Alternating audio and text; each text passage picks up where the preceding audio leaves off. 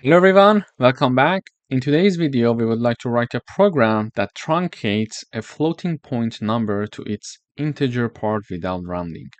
So to truncate means to remove the fractional part of a number, leaving only the integer part without rounding it up or down. For example, if we want to truncate number 3.9, the output would be 3. So how do we do that in Python?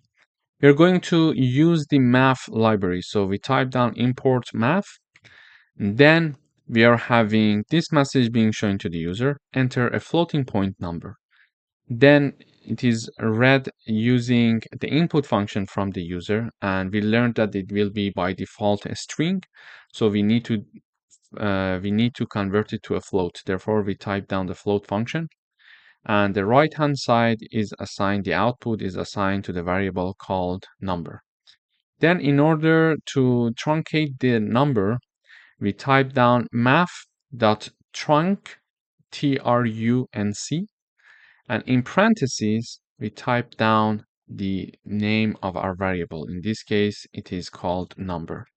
So we have the math.trunc, and in parentheses, okay, we type down our variable. In this case, our variable name is number. And the output is assigned to a variable called truncated. And then we are printing the truncated in the output. So when I run this code, it says enter a floating point number. So I type down 3.14. It says the output is 3. I type down, for example, 1.85. It says the output is 5. I type down, for example, 20.5. It says 20. So we learned now we can use the math library and using the trunc function to truncate a number easily for us. Basically, it is going to remove the fractional part of our number and leaving only the integer part. Thank you for watching.